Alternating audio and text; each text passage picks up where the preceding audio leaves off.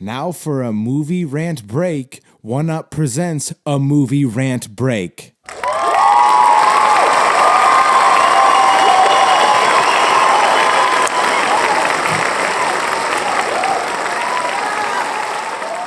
What's up, everybody? Welcome to the movie rant break. Today, I'm super pumped. I got Anonymous in the building. Yo. And today has been a long time coming with this episode. Today, we're reviewing Harry Potter and the Sorcerer's Stone. Me and Anonymous, huge fans of the franchise. And I love French fries. Oh, you're done. And I'm just really excited to finally start reviewing the Potter films. I've been waiting to do them for the right time, and I think today is the right time to start Sorcerer's Stone, and we're going to actually, through the next, I don't know, realistically next year, try to knock all of them out. And what we're doing is reading the books as well. You didn't read the Sorcerer's Stone this time, but that's fine. I did not read it, but I've read it 5 times. Yeah, you have read At it least. a bunch of times. Yeah. Like, so this is my second read through, but we're gonna be reading the books and watching the films and comparing and contrasting a little bit, and mostly reviewing the films, but talking about the books too, because the books are fucking incredible. So, really excited about this. Hope everybody enjoys this episode and me and Anonymous reviewing all of the Potter films. So I'm gonna go over the bullshit, and then we can get into talking about this. But First of all, what's up? who got you hooked on Harry Potter? You got me hooked on Potter. Thank you. I'll be here all night. What? Not really. It is late. We're doing a late night episode. It's 11:39 p.m. Eastern time right now, so we're going hard for the Potter episode. We making shit happen. And I actually read this read through. I'm reading the illustrated versions because there's 5 out currently, and you need to silence your fucking phone immediately. And actually, like, don't have that near any of the cables. If you can just put it on the bookcase over here, that would be great after you've silenced it. Anyways, if you don't know, Potter is releasing or not Potter necessarily, but they're releasing illustrated versions of the books. And honestly, reading through the Sorcerer's Stone one, super dope. And the pictures and illustrations were fire. But anyways, getting into this, film was directed by Christopher Columbus, screenplay by Steve Kloves. Obviously, it's based off the Potter book. Film was starring Daniel Radcliffe, Rupert Grint, Emma Watson, John Cleese, Robbie Coltrane, Warwick Davis, Richard Griffiths, Richard Harris, Ian Hart, John Hurt, Alan Rickman, Fiona Shaw, Maggie Smith, Julie Walters, with plenty of other amazing people. Cinematography by John Seal. Edited by Richard Francis Bruce. Music by John Williams. John Williams is fucking awesome. Released by Warner Brothers. And it came out November 4th. Oh, no, that was a pre-screening. So in the United States, it dropped November 16th, 2001. And the November 10th, 2001 in the UK. With a runtime of 152 minutes. Budget, $125 million. Box office, $1.017 billion. Super dope. Interesting to see the backlog of what people ranked the film, because back when this film came out in 2001, they didn't have Rotten Tomatoes and stuff, but people still can rank them and rate them and stuff, like old films. Like, they're in the archives, if you will, and they have IMDb's got it with a 7.6 out of 10 and Rotten Tomatoes with 81% for this film, which is kind of interesting. I would have thought it was higher. And a brief breakdown of the film. It's about this little kid, Harry Potter, on his 11th birthday, gets a letter stating that he's been accepted to a wizarding school and goes to school to learn wizardry. And everybody already know what the fuck going on with Potter, but that's a quick little brief breakdown. And I gave a quick shout out to John Williams, but let's talk about real quick how iconic the music is with Potter. Well, it's you hear it and you know it's Potter, and they carry it through. I mean, not to jump ahead, but they carry it through all 8 films. Yeah, it's the same soundtrack, sort of, but it's replica. It's sort of like the Jurassic Park. You know, though you hear that song and you know it's Jurassic Park, and that's what Harry Potter is. Put that shit over here. Ish. I was just leaning back. I know, My back just, is but fucking like killing me. I know, just like pull the arm closer. I did. Hello. No, you don't need to put that close. Slow your roll. You know, You know what? Do what you will. oh yeah, it's a fucking free world so far. I know. A free country, at least. Not a world. Sometimes. But yes, the music is, again, it's on Jurassic Park. It's one level. of those ones that really it makes it adds to the movie.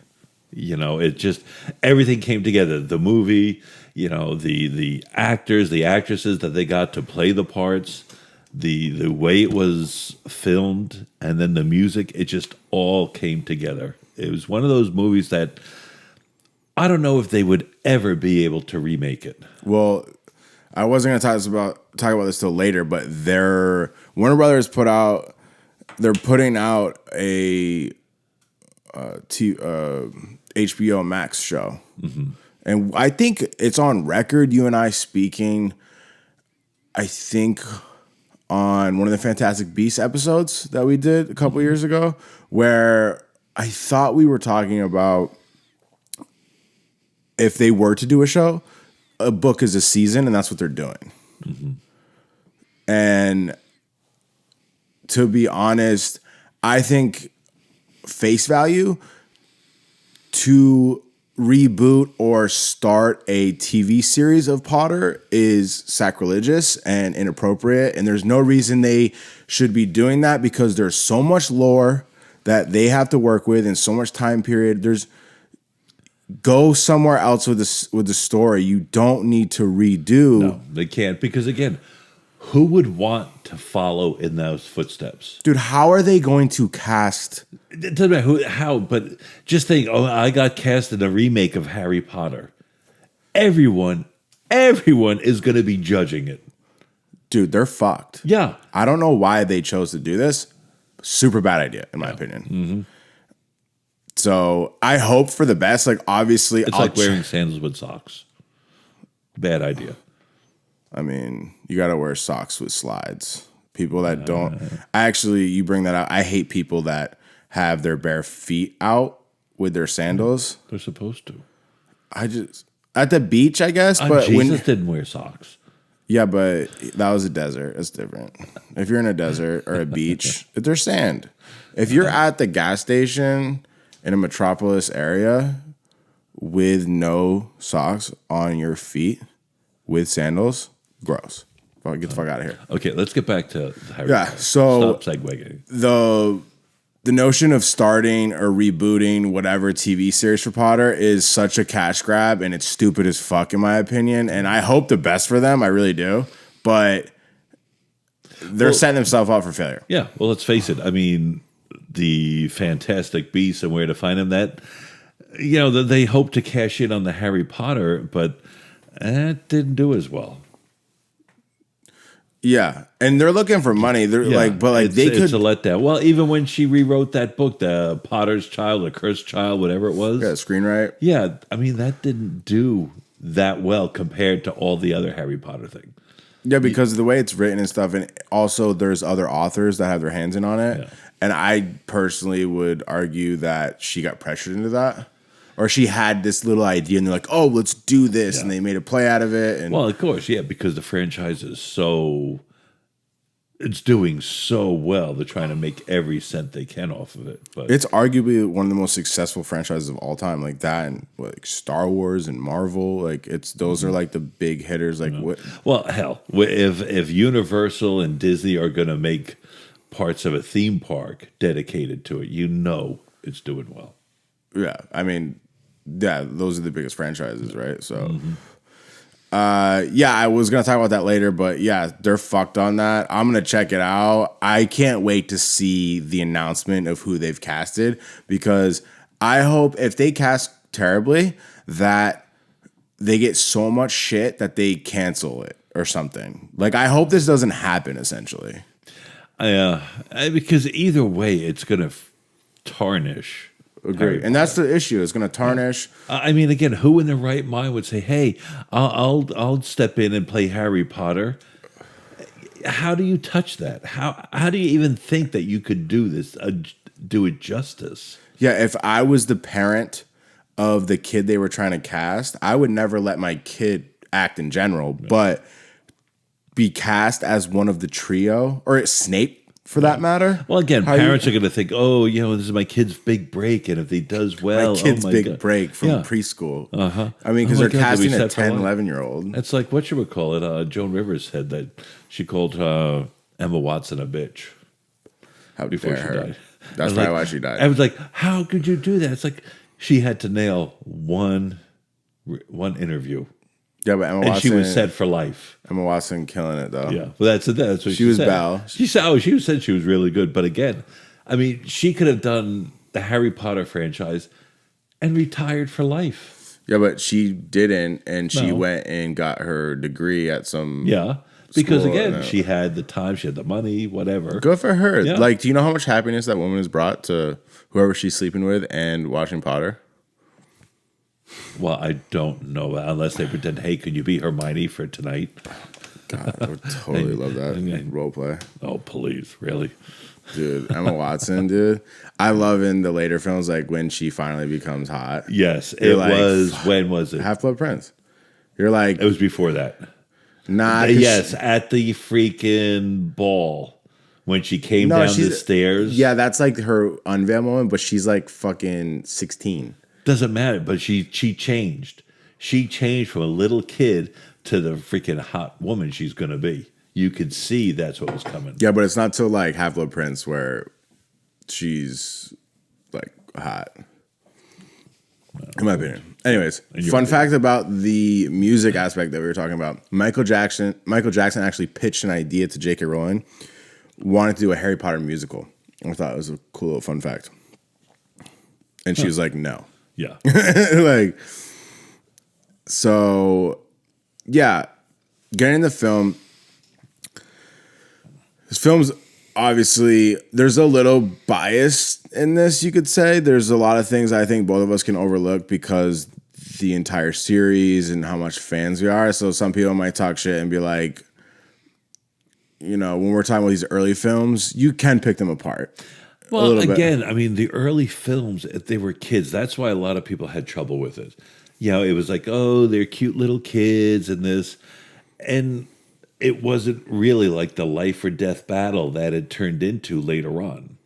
No, it was a cute little thing, and look, there's three little, and that's why a lot of people saw the first movie and like, oh, it's a kid's thing.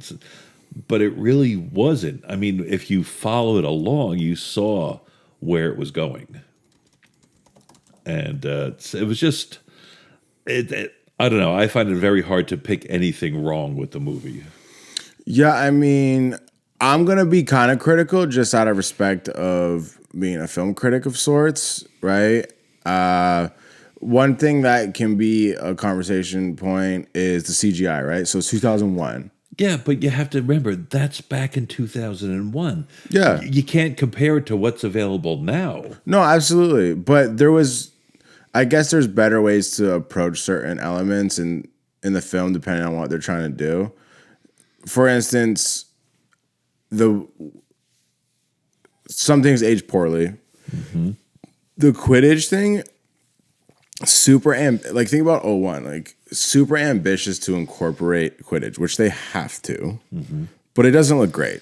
And that whole sequence, and all these early films, they're kiddie and they're bright. Yeah, but it looked great back then when it first came out. Yeah, and you can make the argument, and you see like when they're Hagrid and Potter are going to the Diagon Alley at the beginning.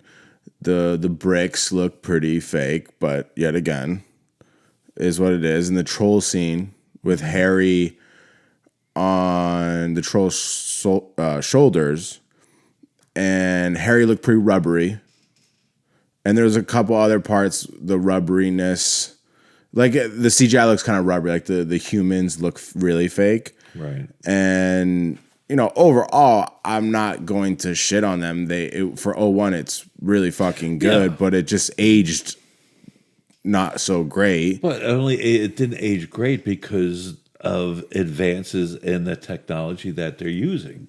Yeah, That's like going back and watching, when Jaws first came out. Yeah, it looked great. Now when you look back at it, it's like, oh, terrible. yeah. I don't think it'll ever age that bad, but yeah. And some shit looked good though. Like the lake scene when the first years are rolling up to Hogwarts.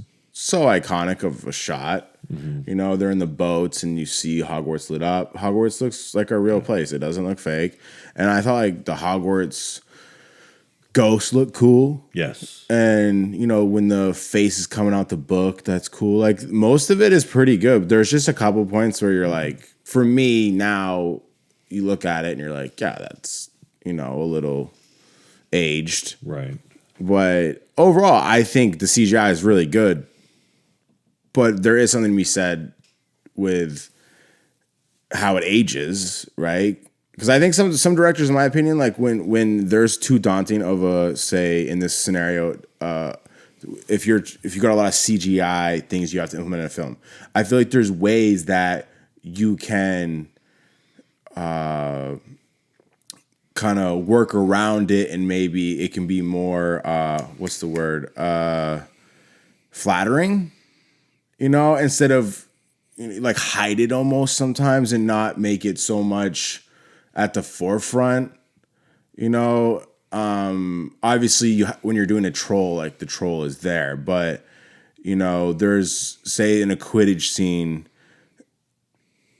or even say like when Potter's on top of the troll, like you could cut it more or something instead of having like a straight still shot where it's showing the rubber. Like there's ways I think you can mask it or make it so it's not as exposed, but it all depends on what they're trying to do. Exactly. So. But that was my take on CGI. Like, obviously, it's good. There's just some things age not so great. And I couldn't help but to notice every time I watched the films, the first two specifically, and I think ironically it's a different Dumbledore, but the costume design in the first two Potters seem a little overdone with trying to look too wizardry, with lame looking hats and stuff. Like I know when like that's one of the staples, right? That the students have their little wizard hats, right? It was on the list of shit to buy when they go, whatever. But it just don't look cool, and I think don't incorporate it if it looks corny. And it's like, I know Dumbledore has purple robes and a whatever, but they made it look too medieval, some of it, in the earlier films, which costume design is an underrated thing in films. And I think that the medieval-esque, you know how Dumbledore looks in the first two films? It's like got all this. Again, it was setting the tone. And as the films progress, as we get to 2, 3, 4, it's not so much centered on Hogwarts and the wizards. The plot is now going in the direction of Harry versus Voldemort. So there really wasn't a whole lot to focus on for the robes of the wizards. You already had that setting. Now it's going to the next step where, okay, now we're looking at this part of it. We already know Hogwarts and what goes on and how they dress and everything else. Now it's going on to, this is Harry. This is what he's dealing with. Yeah, but I don't think that excuses costume design. I just think it's like they're. Well, I don't think it was wrong. It wasn't wrong. They were showing you, okay, this is the wizard. They have robes. This is this is how it was. There's just ways of doing it that's better. Like for instance, when the new Dumbledore comes into play, he has purple tinted robes, but they're just more swagged out and it looks not so unrealistic, I guess you could say. Like, you wondered, did they do that so people didn't focus so much on that it was a different Dumbledore? No, I would 100% go, because if I'm directing the film and I wanted the film to feel more real and authentic, I would go, we got to change some of this up because some of this takes people out of it because it seems out of place. We're like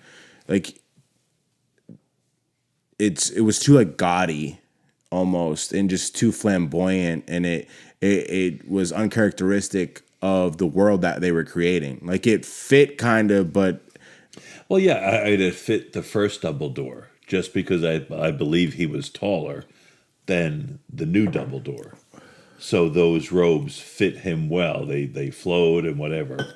And I don't know. I don't think it was gaudy at all. I thought it fit. I thought everything worked well together. the first Dumbledore robe was like bejeweled. Yeah. Yeah, I thought it was gaudy. You didn't think so? I didn't think it was gaudy. I think it just all worked well. Okay. I mean, and rest in peace, Richard Harris. Mm-hmm. Who's Dumbledore. And the recast of him, what's his name? Sir. I'm gonna look it up. I forgot his name. He fucking saved the franchise, in my opinion. Oh, please. He didn't save it. Michael Gambon, dude, saved it. No, he didn't save it. I've said this before, I think we were talking about Fantastic Beasts, but imagine Richard Harris in Half-Blood Prince, how that would have translated. You don't know. I mean, look, they had Harrison Ford in The Last Raiders of Ark, and he was 80. Wait, what? Harrison Ford? Oh, the new Indiana Jones? Yeah, that's one. Yeah, Raiders of the Lost Ark is the first one. But yeah, he's 80. He did a good job. You don't know. You don't know. You can't say, oh, he would have sucked at it. You don't know. Oh, I just think it would have translated weird. But Michael Gambon, nonetheless, like, love that dude. He fucking killed it. Sir Michael Gambon, I think. Silence! Everybody did that. Yeah, in the fucking Chow Hall or whatever. Mm-hmm. Dude's a fucking G. Mm-hmm. It's worth noting that for me and you both, we've had this conversation. The progression, evolution of these films is so incredible. Mm-hmm.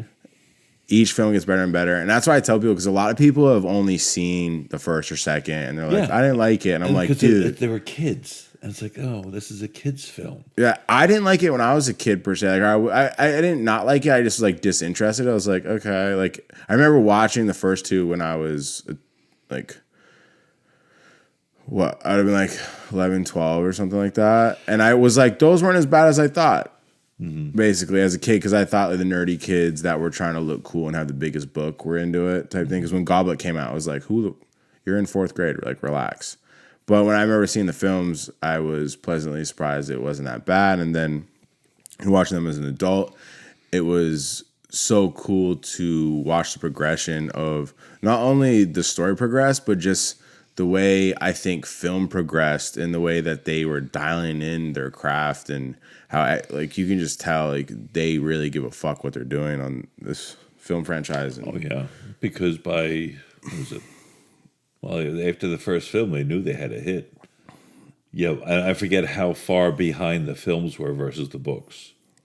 97, the book came out. In 01, they did the. Okay. So it's pretty much, yeah. So I wonder when Chamber of Secrets book release. 98. 99. No, July 1998 in U.S. and 99. Mm-hmm. A whole year later? Yeah. That's weird. Were you aware of that? Because you read the books when they were coming out. Like, when did you hop in and start reading them? Like, where were they at? I believe, I want to say it was number 4.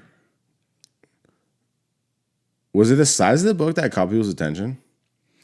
I don't think it was the size. It's just that it took off. And people, when it first happened, people were upset, like, oh, it's witches and witchcraft. And that. But it's like the big thing that the other people were saying is like, but your kid is reading. That was the big thing. They were reading. And I have to say, I mean, I remember I was taking the train down to visit the family. And I got on the car, and I think book number 5 had come out. The Order of the Phoenix. Mm-hmm. And I swear, I'm going to get up to use the bathroom, and there had to be about 30 people reading the book. And I'm talking 30 adults, not 30 kids, 30 adults. Reading order? Yes. See, it's funny because I think I caught wind of Potter when they released Goblet. Because for me, I was in third or fourth grade. I think it was fourth grade, and the book size was astounding to me. And also, I remember the librarian was really into it, and like there was so much buzz around it. Like because back then the internet really wasn't a thing. Nope.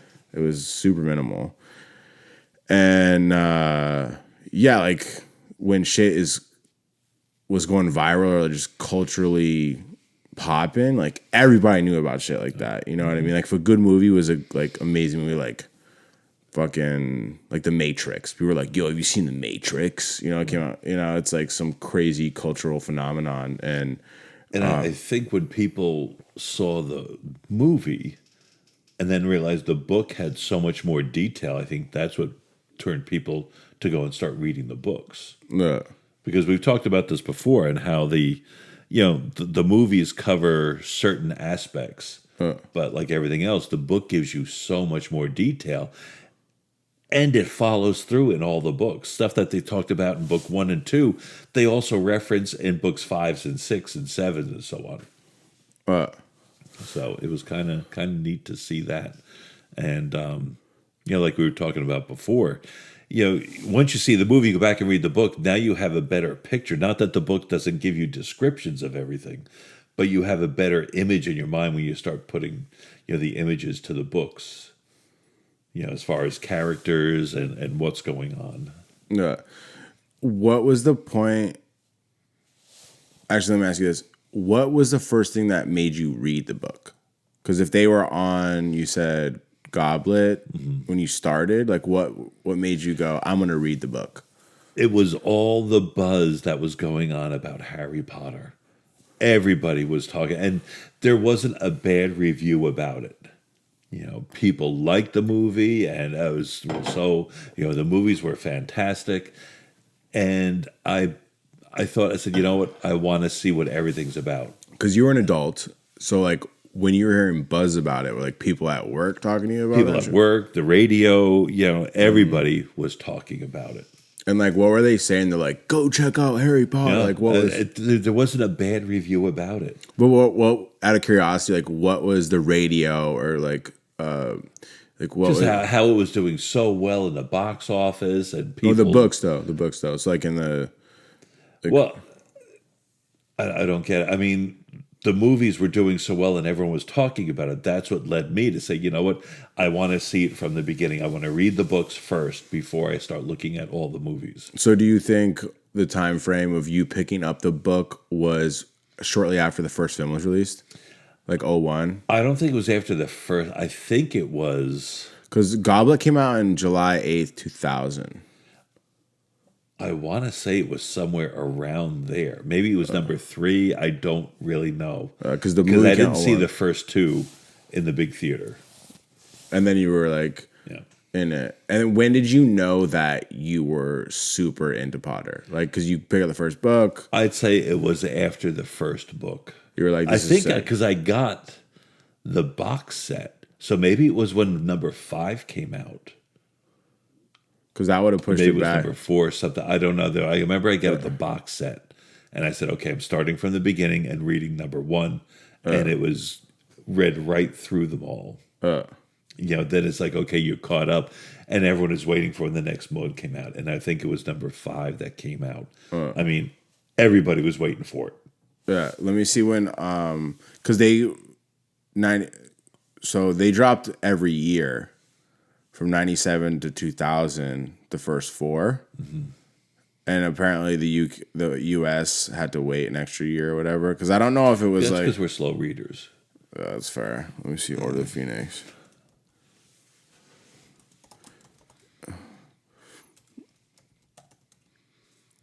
Let's see, oh shit, it was 3 years later. From Goblet. Yeah, and don't forget, though, that book was huge. Oh, yeah, because that's like they had dropped... Like, when did Chamber of Secrets film come out? The second one.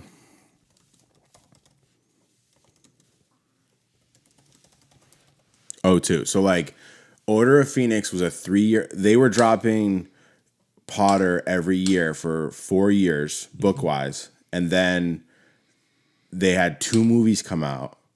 And then Order of the Phoenix came out. So there was a 3-year gap, and 2 movies were made of the first 2. Order of the Phoenix probably was like the I can look it up, but I bet it was the biggest seller. Yeah. Like, I wonder. Well, again, because that's when things took a turn. Because that's what, yeah, and that's when the shit gets dope to me. Mm-hmm. I mean, number 3 is when the movie started Sorcerer's getting dark. Stone sold the most, 120 million copies alone. Wow.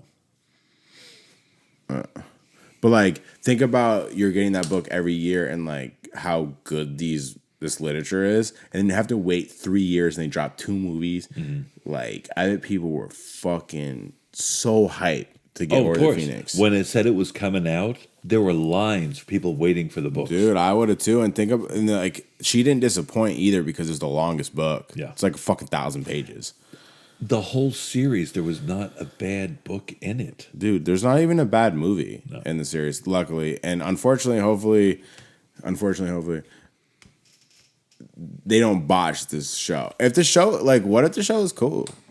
Like, I doubt it because the casting is going to be fucking. That's it, because everyone is gonna be comparing it to the originals. Yeah, and that's hard because the originals were so well loved. Even the people who played like second string characters or third string characters, yeah, like the Weasley family. Like, come on, dude. Cho.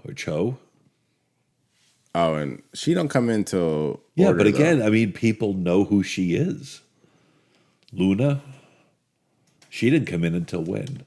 Order, I think. Yeah. I fucking love her. Who let the dogs out? Who let the dogs out? Who sings that? It's like the Bahama Boys. Let's let them do it. Oh, snap! Is it the Bahama? It's the Bahama Mamas, I believe.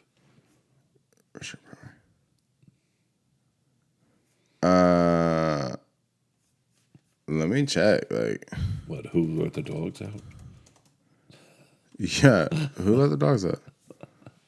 Bahaman. Okay, that's who I thought. It's a Bahama Boys. It's close. Me too. Yeah. So. Yeah, fucking shout out to J.K. Rowling. God damn it, I love her. She's probably the only person that actually, her and probably like Steve Miller, that I really are like dream fan meets. Like, I would really like to meet those people. Well, just her whole story, and how she came about writing this whole universe. I mean, to have things that you talk about in book 1 and then reference again in book 3 and book 5 and book 7, she must have had some hell of a file system on how to remember all this stuff and how it all played out. I mean, not to jump ahead, but there was one book where they went to the room of requirements. Yep. And they described everything in there, and there was a statue with a tiara. Well, it turns out later on that same statue and tiara, see that one too, was what he was looking for, what was possessed. Yeah. So it's kind of neat that was all planned out so early on. Yeah, there was shit that I just read in this book that I was like, oh, this resurfaces. Just like the Snape shit. I don't want to get into it for anybody that's not like overly familiar with this shit. Right. Like, 'cause I want to save that whole arc. But there's definitely shit in this book that she references back later on in the first book, which I was wondering when I was reading through it, because I read it in one day today. And I was thinking while I was reading it, I was like, when she was writing the first book, and I'm sure this is in an interview she's done, but I was like, did she know that she was going to do a run with this or not? Because she set herself up pretty fucking good. I think she had it planned out, but again, it's like everything else. How is it going to be accepted? I mean, what if, what if the first one sucked? What if people didn't believe it or they didn't buy it? Like, oh, the witches and wizards, no, blah, blah, blah. Would there have been, books and movies 2 through 8? Or would it have died a slow death? Yeah, because allegedly she wrote this for her children. Yeah. And then Like she probably just got going with it and was like, "Yo, this is fucking gas." Yeah, I mean, it's a hell of a series. I think it's arguably like some of the best literature of all time. Like, Did you know it wasn't until book 8 that I realized book that 8. book 8, There's no book 8. book 7, that's what I meant. Movie 8, book 7, that Diagon Alley is actually diagonally. Yeah, I did not realize that. yeah. It's like the mirror of Erised is mirror of desire. Yeah. She does all sorts of clever little play on things. Like I think she's a genius. Obviously, she's brilliant as fuck. If there's ever a type of genius, like she's a literature genius. Like, Well, I mean, to create a whole world, bro, do you know how many lives she's impacted? Like at least 4. billions. And how many jobs she's created? Well, I think that was the big thing, that people were seeing that their kids were actually reading and wanted to read, not being forced to read, but wanted to read. Dude, and that was the big thing. She's changed the world for better, like 100%. And I think J.K. Rowling is such a treasure of humanity. Like if I was invading Earth and when I was taking 10 people, she would be one of the 10. I'd be like, we need that woman. That woman is fucking amazing. I love J.K. Trannies Rowling. would let her go too. The trannies. Oh, yeah. She's like, I appreciate her stance on things. Yeah. And I think it's hilarious when people try to like throw shade at J.K. Rowling. I'm like, get the fuck out of here. Yeah, but I mean, whatever she believes, but people are like all bent out of shape about it. It's like, really? Anybody talk shade about J.K. Rowling around me, I will defend her in a second. Ooh. In a second. She's amazing. I thought it was a funny observation when I was watching the film. I don't think Potter cast a spell in the entire first movie. Like, can you think of a time he cast a spell? I don't think he does. No. He doesn't. Ron did. Hermione does. Hermione, yeah. And I was like, that's funny. Yeah.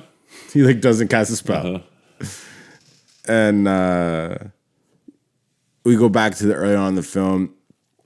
I thought the snake sequence at the zoo, and I almost would attribute this to maybe because it's so early on in the book and it was like her first writing the shit, but I just didn't think it translated well on screen with the thanks. Well, yeah, because we're going to look at that. It's like, okay, how did the snake understand him? Yeah, it's out of context and like, that's what I'm saying. I don't know if she knew what she was doing originally until maybe like the first book was popping. She's like, she had an idea probably like he's going to go for 7 years. Yeah, but I mean, think about it though. For her to try and, for him to start speaking partial tongue. Yeah, she killed it. Like, I'm just saying. But like, how do you explain that in the first book? Oh, 100%. I agree. So, I'm just saying, like, even in the book, it doesn't seem clunky and corny, but in the movie, it is. But yet again, the CGI shit, and it could have been a lot worse. Like, it was whatever. I mean, again, CGI. You have to go think back. That's going back how many years? But because later on, when he has to run in with the snake, he actually speaks partial tongue. Yeah, and so she does. In the films, it adjusts. Yeah. Like, because he's talking. Well, you had to, because people would not understand. Yeah. What do you mean it's partial? Yeah, he's not going to, yeah. So. How did you feel about the acting in this film overall? Overall, again, the adults did a great job. The kids, again, they were kids, but they did do a good job. You could see... sometimes it's a little amateurish, but again, because of their ages, they hadn't really acted before. You had 3 unknowns. At 10, 11, like, think about how remarkable they did. Like, imagine when you were 10, 11, I couldn't have done that. No, I tried casting a spell when I was 10. It didn't work. It backfired and made you ugly? Wow. Sorry, that was rude. That was rude. My apologies. Was there any Majoris? I just totally forgot my fucking defense. Was there spell. any what? What's the defense spell they do? I totally spaced it. Protego something. Oh, Protego. I fucked up. So was there any actors that or characters that you're like, like did you like Quirrell? Yeah. I mean, it played the part when you realize, what happened to him. You wonder how long he had been possessed. But yeah, I mean, it fit the part. Like he said, who would suspect, stuttering Quirrell No. to be, to have the parasite. And the difference with this is there were no characters that I hated. There was not one character that oh my god, that's good. As opposed to the Fantastic Beasts movie. yeah, we don't. There were Need to get no characters that I liked. It's like the only one that I've liked so far has been characters that are no longer a part of it or actors. Yeah. Colin Farrell killed it the first one. Yep. He was the best character in the film. And I said that on those episodes, they should bring him back. Mm-hmm. And Johnny Depp was cool too. Yep. And everybody that's played Grindelwald has been solid. The fuck's his name? A little bit more than that. The new cast. He's the third Grindelwald. Fucking Mads Mikkelsen. Okay. He was cool too. Okay. I mean, it was a little lackluster, but he was good too. All the Grindelwald characters have been good, right? But everybody else in the film, trash. Yeah, it's like we said that before. I said it. It's like there's no one you really care about. I hate how Newt Scamander is the fucking centerpiece, and they have like this baker and fucking. It's so fucking obnoxious. Yeah. That's it. I mean, with the Harry Potter though, I mean, there were characters that you liked. There's maybe no because they were kids and they started out that way. It's like wow, but there's none of them. There's no character in any of the films. Even the evil characters you like to hate, like Snape and Snape, Dolores Umbridge. Yeah, you hate her, but she's great. Yeah, and that's it. They played their part when you really wanted to hate them. Yeah, like there's literally no cast that I don't like, and that's attributing to the fact that I think there was impeccable casting in the Potter films. Yeah, well, let's face it. I mean, once it got a foothold, and it was like after the first one or two, everyone wanted to be in it. Oh yeah, yeah, and they had their pick of who's going to do what, who would do a good job. I mean, to cast Maggie Smith, who is a legend, for her to agree to do the Potter series, yeah, it's not like she needs the money. No, absolutely not. And there's a couple fun facts here. So J.K. Rowling made a deal where everybody that was casted had to be from the UK, which I thought was cool. And another side fun fact is Snape was going to retire his character after the second movie. Wow.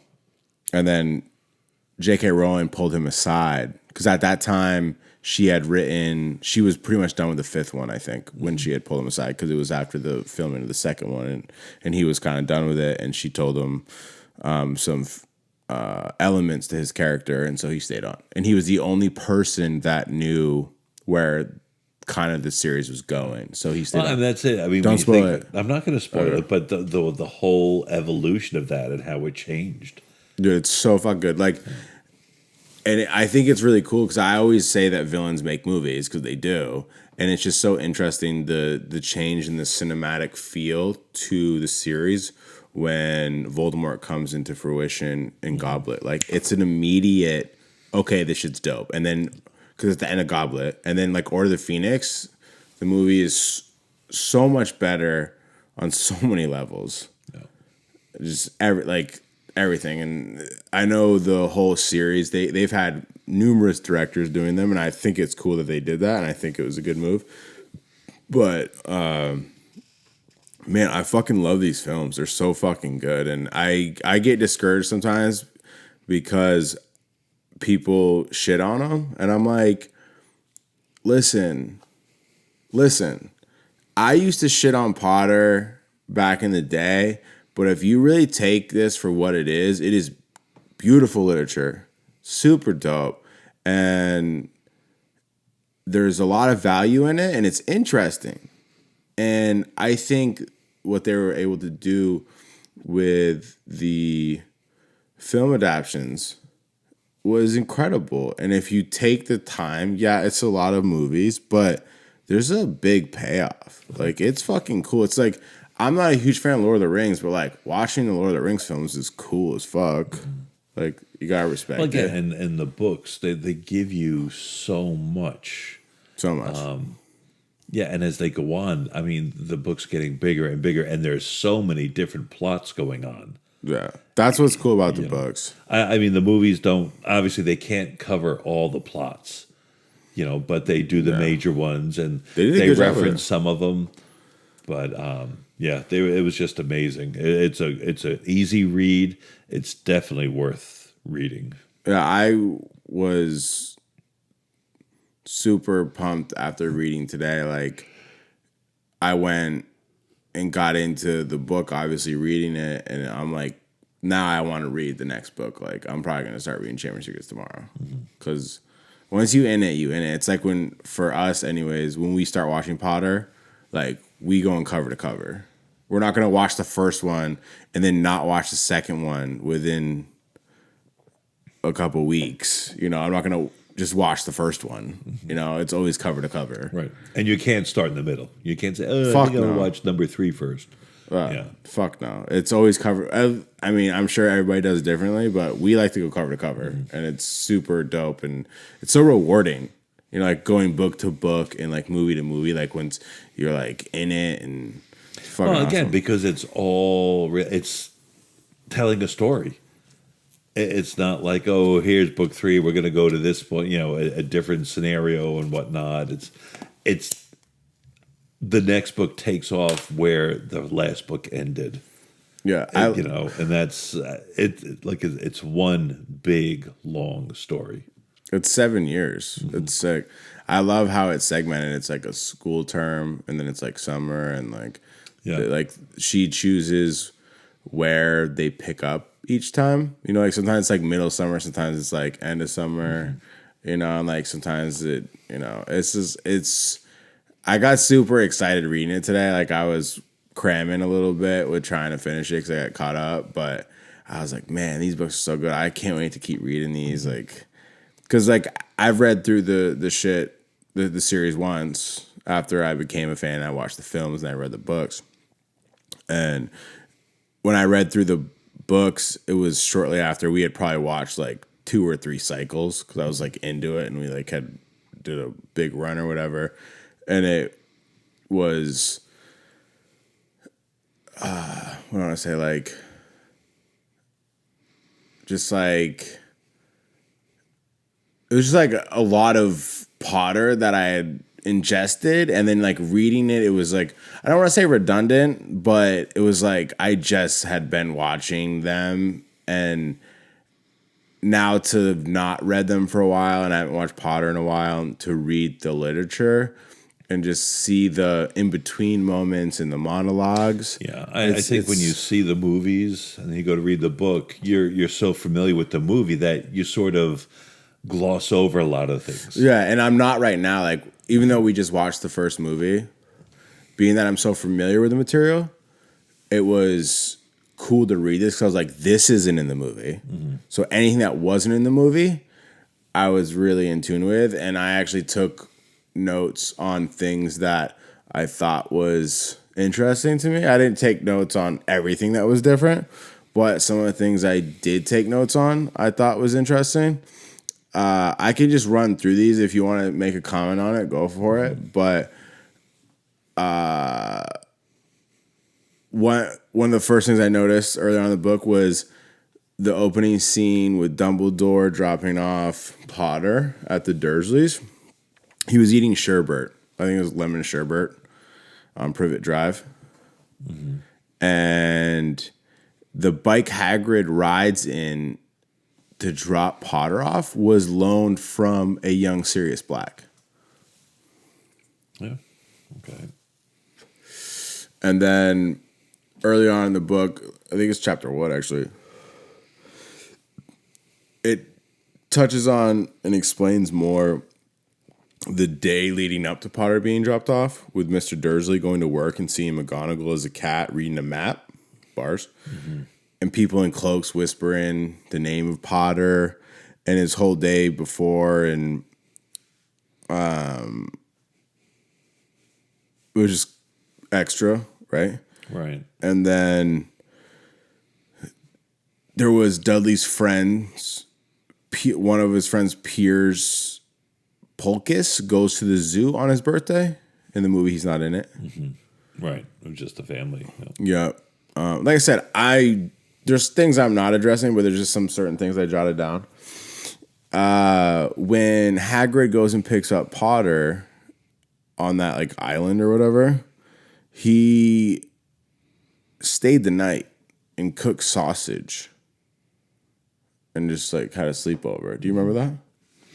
I have to read the book again. That's what I'm saying. I knew I was gonna bring these points up, and you were gonna be like, "Oh shit," because like reading through it, I was like, being that this is the smallest book, and they incorporated, I think, the most in the movie from the book, that this was still interesting because there was still a lot extra in a small book.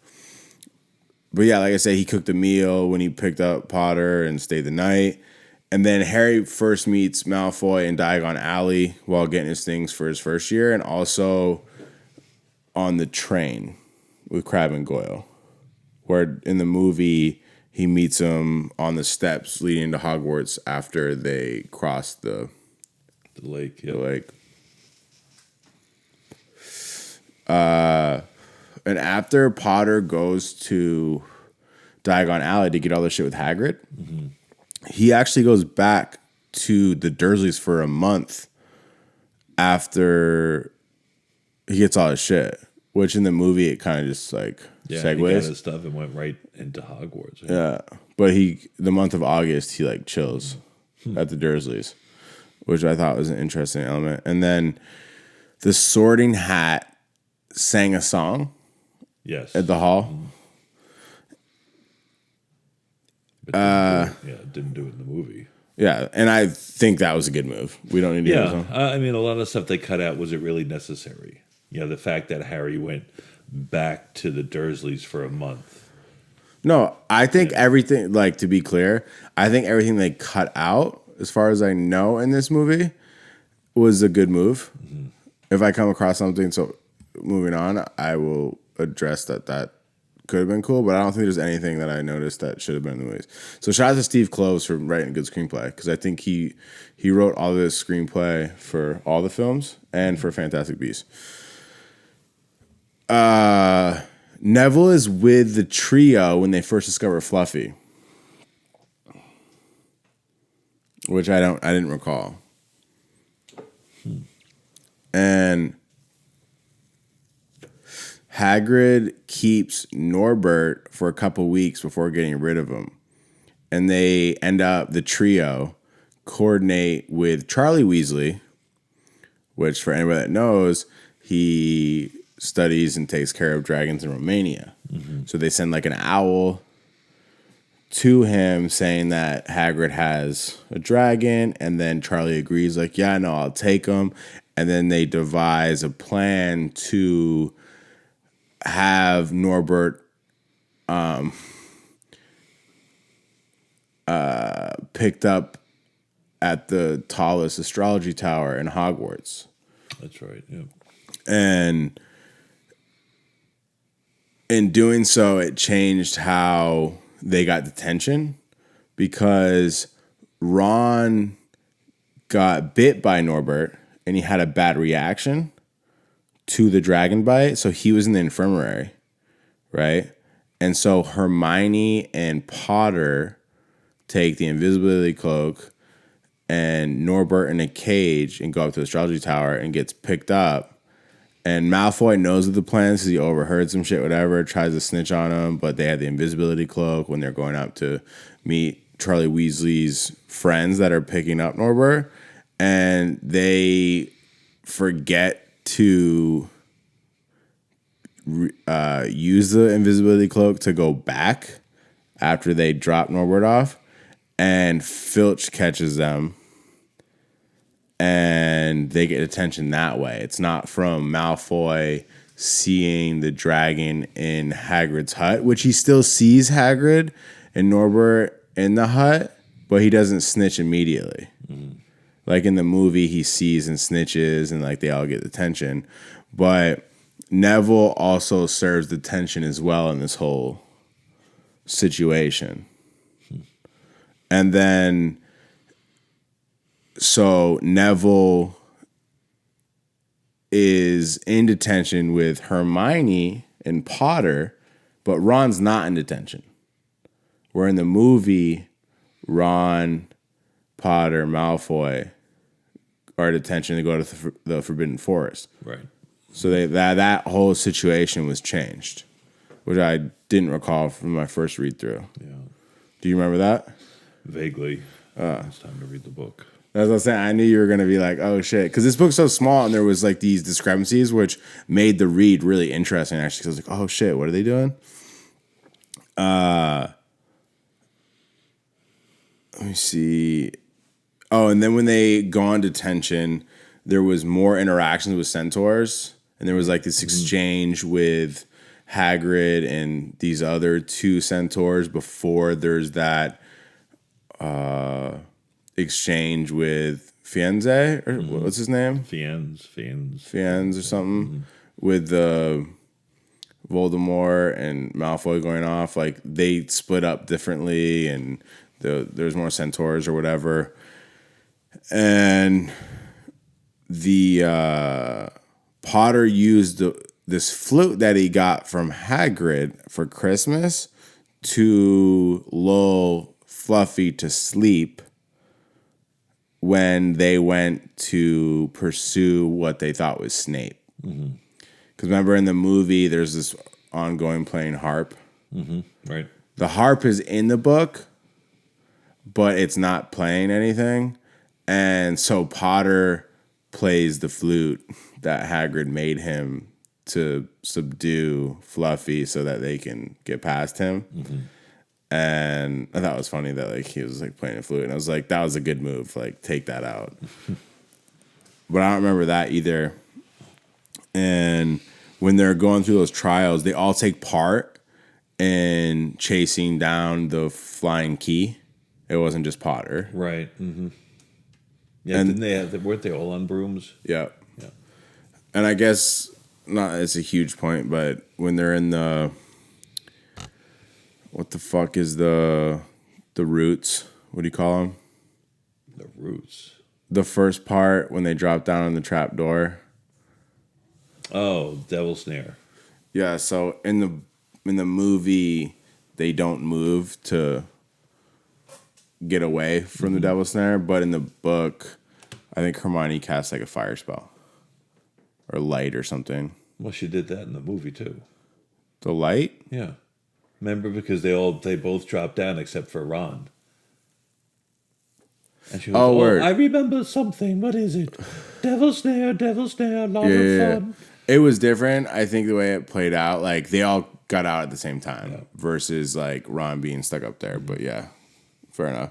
And then the last thing that I noticed, I mean, like I said, there's some other things that like minor discrepancies, but the other thing that I thought was interesting was there was like a trial for each teacher, essentially. Like trial for you. Like somebody set the protection. Yeah. Okay. Yes. Like the wizard's chessboard was transfiguration McGonagall shit. Like she transfigured shit to be a chessboard. And in the movie, they don't show after the wizard chess shit, there was like a troll that was on guard, but he was murked by Quirrell. And then there was the potion drinking riddle that wasn't included in the film as well. That's right. Which was like Snape's thing that Hermione solves. But those were like the main, like, I thought were cool. Yeah, I guess they figured there was enough. You got the idea. For sure. Between the the plant and the flying key and the devil, the chess. Yeah, because think about like if the troll thing, it would have. I mean, they could have added the troll part, but then the potion thing, that would have took, a few minutes to do, and it probably wouldn't be that interesting. And Yeah, it's you like, get the idea. It's like, okay, there's all these enchantments to protect. yeah. No, I think that, like I said, there was nothing that was taken out of the book or movie or whatever that I think they should have put in. It was all like, yeah, I can see why you cut that out. I mean, you get where they're going with it.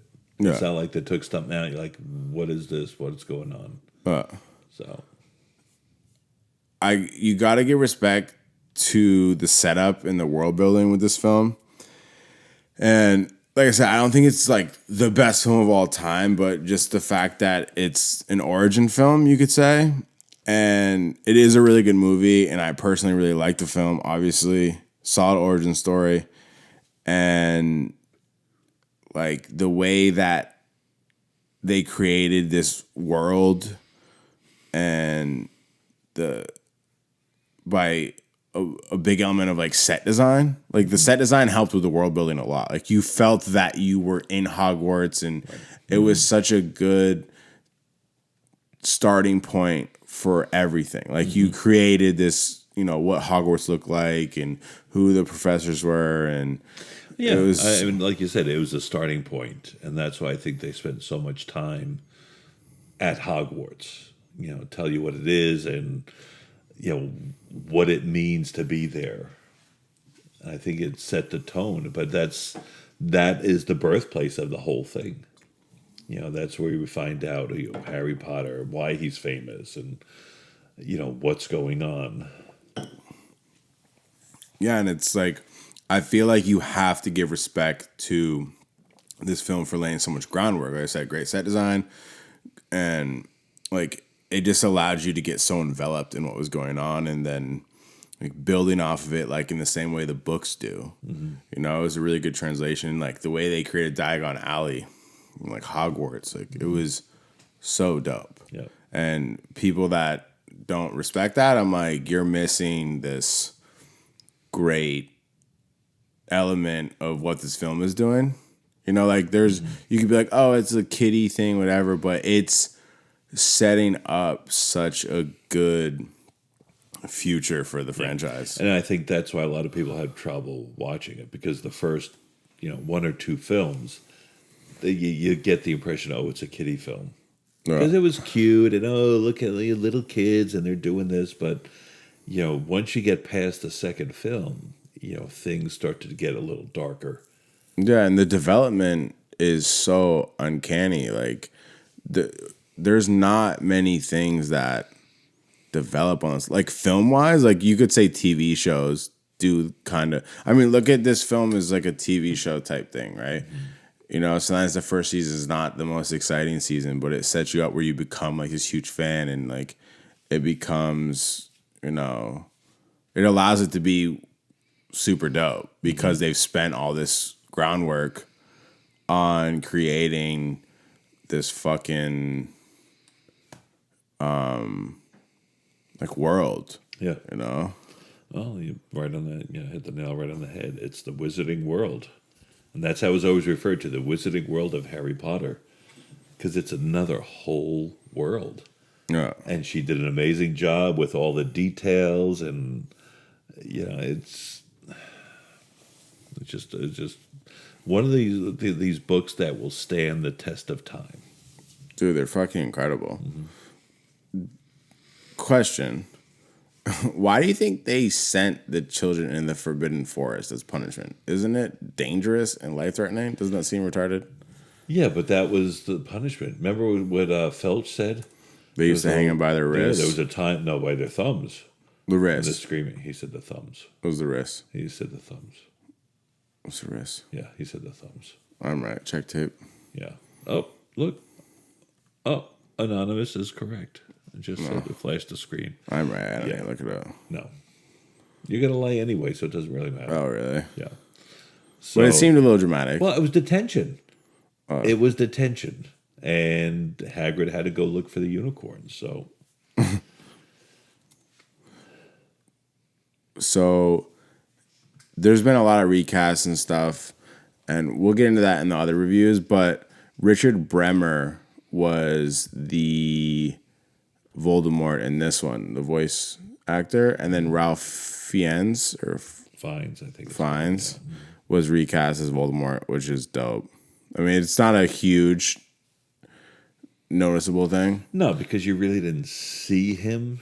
You're like, I forget that he was recasted, but yeah, Ralph Fiennes or whatever, Fiennes. Such a good cast, and we'll talk about that in the later ones. But like, it was a recast. Mm-hmm. Well, he didn't have much of a part here. I mean, he was talked about.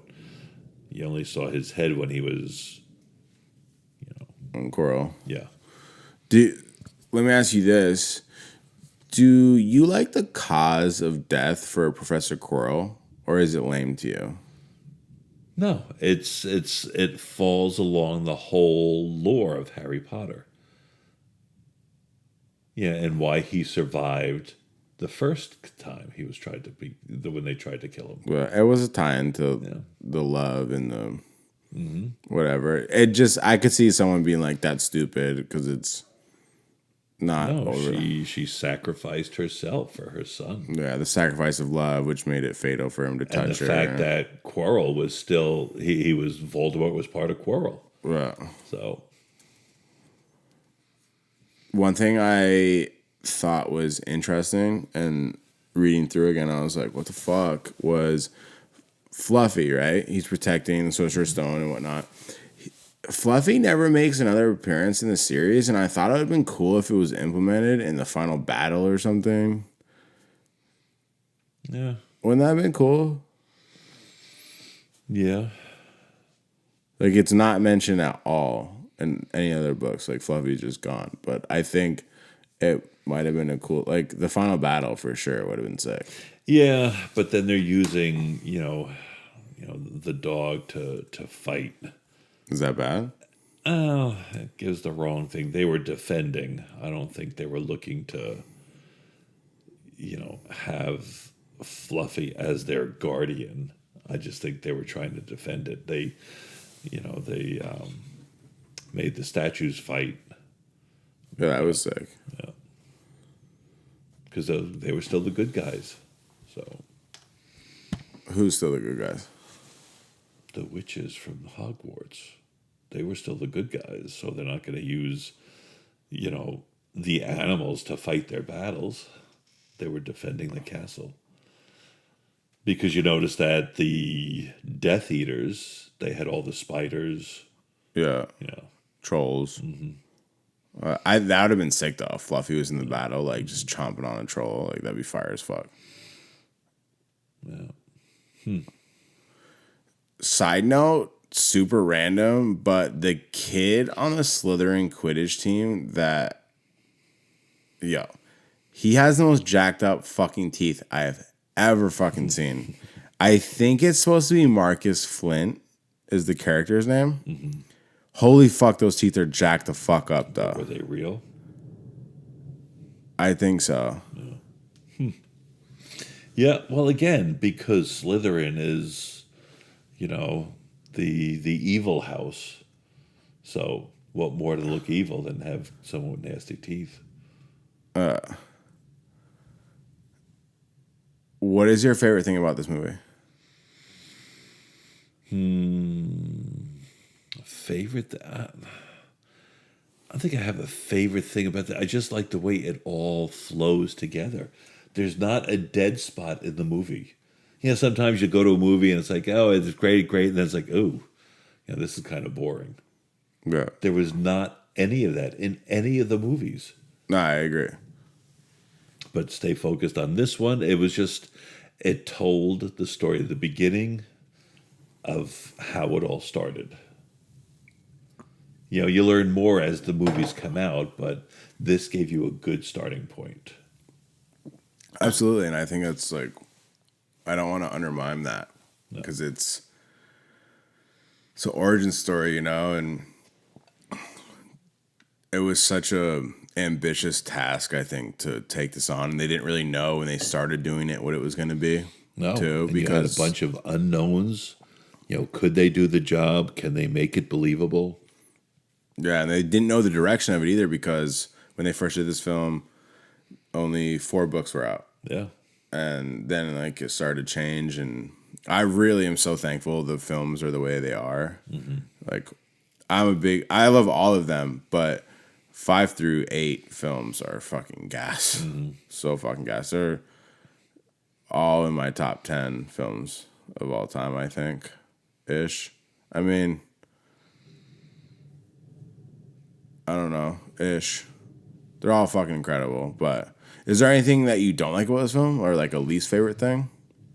No. There's not one part that like, oh, this stinks. I don't like this part. No. It all goes together. Well, no, I hear you. You know, like I said, it was just these are iconic. I mean, they don't have any bad characters. There's no bad films. There's no bad parts. Yeah. You know, I mean, it's just, yeah, everything came together for this.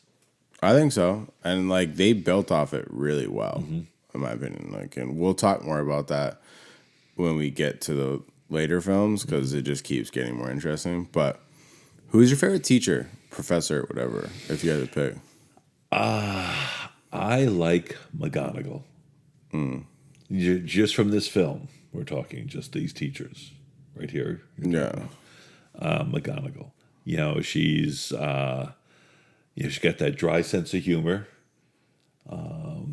She's down to earth. Yes. No nonsense. So, She's a big Quidditch fan. yes. And the stuff that some of the stuff she did, it's funny. Like when they were late to class. And she was, perhaps I should turn one of you into a pocket watch. Fucking Says, Minerva. oh, we got lost. Well, then how about a map? You know, Minerva's on some yeah, shit. you I don't love fuck her. with her. You don't fuck with her. Yeah, they say that in the book where Potter's like, when he first meets McGonagall, he states in his monologue that McGonagall is someone he doesn't want to cross. Yeah. And I think Maggie Smith, she portrays that really well. And I think when I was reading through it today, there's certain aspects and features that are being explained that connect back to the good casting, where I'm like, yeah, those are such good casts. Because you'll have a moment when they're introducing a character and you'll think of the character from the cinema and you're like, that was such a good fucking cast. But you wonder, what did they say to her to get her to do this? I mean, it's a film of all unknown people, and then you have Maggie Smith, who is, she is a known actress. For her to say, okay, yeah, I'll do this film with these kids and these wizards and witches. You wonder, what did she volunteer to do it when she read the script? No, I'm not sure. That was going to be, this thing. The book was popping though. And Oh yeah. what is your favorite film of the Potter franchise? I would have to say The Order of the Phoenix is definitely top there. And the last one, The Deathly Hallows. Part 2. Yeah. What's your favorite book of the Potter franchise? I just said that. I thought so. We're talking about It's one of the two movies. books. Oh. Is it the same? The Is it the same? The movie, I would have to say Deathly Hallows Part 2. The Order of the Phoenix, the book I like better than the movie because the book has so much more going on. Yeah, like when they go to the ministry, it's fucking dope as fuck. Mm-hmm. I'm excited because they have the 5th one out, the Order of the Phoenix illustrated version. I'm excited to get to that point because I remember that was really interesting and like kind of a lot because they like go to all these different like rooms and shit, and there's like all this crazy shit going on. So I'm excited to read the illustrated version and see what the illustrations are and like kind of get immersed in that because it was a cool. And it's a big segment too. If I'm not mistaken, it's like 100 pages. They're like in the ministry. It's not like because there are all these different rooms. They have the room with the brains. And yeah, that's what I'm saying. It's not like plots. it's like not like a chapter. It's like 4 or 5 chapters or whatever the fuck it is of them being at the ministry. It's like a long time. It's sick.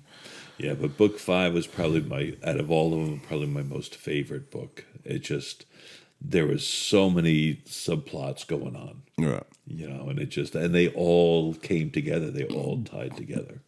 And then the last book would be my next favorite. No. And only because when it was over, it was over. You know, it's like when you watch a series that you like, and it goes on for a couple years, and all of a sudden it ends. You're like, oh, it's over. Dude, it's so sad every time we finish Potter, or I'm sure this time finishing the book series. Like, I remember when I finished reading it, it was like bummer. And when you finish the movies, it's always sad. Like when they're on the bridge and they got the Elder Wand and he snaps it and shit. You're like, man, shit's like over. Yeah. Like, and it's sad because it's so sick when you like put in Order of the Phoenix. And you like are so like we get so into it. Like we'll eat some mushrooms and watch it. It's so because fucking it just keeps going on. It's like, oh, here's book 1, here's book 2, and these characters are developing, and it's so this sick, is what's dude. going on, and you know where it's heading to. But then you get to the last book, and it's the huge battle, and it's over. It's like, oh, I love 5 and 6 a lot, like movie wise, because like 5 is when it gets really interesting, and 6 is I think is the best book and best movie. But then like when you watch Deathly Hallows Part 1, the film, you get this inclining like shit's coming to an end. It started like the vibe, like the energy's like shit. It's sick to watch. You're like it's about to end, and then you watch Part 1 builds up to Part 2. You know, it was probably the slowest moving film of all of them. Oh, absolutely. But it's building. It's setting the tone of what's happening and what's coming. Yeah. You know, could they have done it in one film? Probably not. There was too much to get in there, so you understand what's happening. So yeah, they do that camping sequence that's like 45 minutes in the movie. That's like so overdone, and we're gonna talk about it. But there's like a couple points in that film where you can totally tell they're on a set, like the fake leaves and shit. Yeah. It looks like I'll definitely talk some shit about it. But yeah, is there anything else you want to add about the book or the movie or whatever? Like, please do say. It's like I said, if you can get past the fact that it's kids, it's a good movie. Yeah. You know, it's not a kiddie movie. It's a movie with kids playing the main parts and they're getting to a point. You know, there's a reason, but you're following them along as they go through their 7 years and, what's going on. Yeah, I don't think there's anything that's touched the development that is done in Potter. And that's why, like, people talk shit. No offense to the Lord of the Rings people, but it's like the development that occurs in Potter is unparalleled. Like, there's nothing that has that much literature with any. No. Well, Lord of the Rings, I mean, they stayed the same age. You know, it was their Yeah, it was like a couple year span at most. But you couldn't tell that they were growing up. They Yeah, were still, like, it was a couple years and their adventure and whatnot. Here, you have kids who are 11, and then they're 12, then they're 13, and what's going on. And the story, like, changes a lot. Like, it's not just, oh, we're going to Mordor. It's like, each year is some different plot right. with subplots. You know what's coming, and you have all the plots and subplots, like you said, and it's, what is taking place and getting to that final battle. All these things that guide them on their path, and what they're dealing with. Everything that's going on is taking them one step closer to that battle. Yeah. Word. So, what are you gonna give for a score for Harry Potter and the Sorcerer's Stone? We discussed this before, and I'm sticking with it. I'm giving it a 9. I respect that. I'm gonna hit it with an 8.8. Like, I'm being super critical on it because I want to be fair. Like, I don't want to be like, oh, it's a 10. Because I could see the argument and something like it's a 10 because it's, I think, arguably a part of the best film franchise of all time. Mm-hmm. Like, without a doubt, it's the best. The whole franchise, I would give a 10.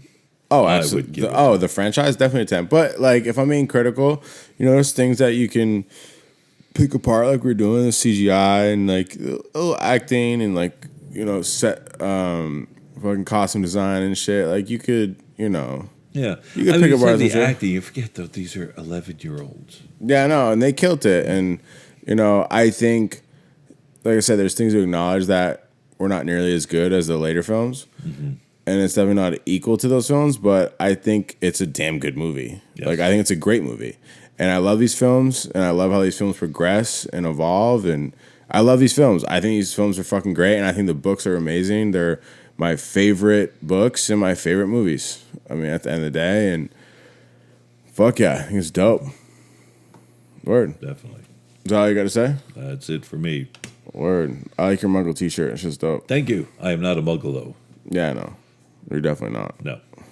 Gryffindor. You got to bring your Gryffindor hat next time. I know. But what was Filch? Squib. Squib. Squib. I know we should make. They don't have Squib shirts, but we should make Squib shirts.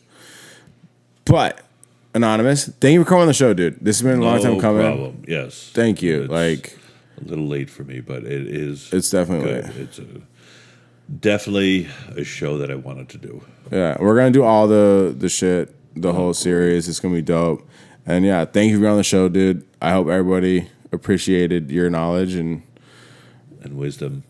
As I they show should. my beauty, but I have my mask. No, you. Yeah, that's enough. But no, I appreciate you 100%. Not a problem. Peace out. Peace out. Well, I appreciate everybody for listening to the episode. I hope you appreciated it and saw value in it. We fucking love this franchise and love these movies. And like I said, we're going to break down the whole series probably within the next year. It's going to take some time if we're going to read all the books and stuff. So I want to really bring some dope shit to you for these films because they're so fucking dope and these books. And shout out to J.K. Rowling, goddammit. And yeah, I love y'all.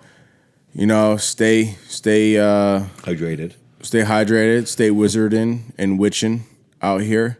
You know what I mean? Shout out to all my Slytherins. And yeah, I appreciate everybody for listening to the episode. I love y'all. And I'll check you next episode. Deuces.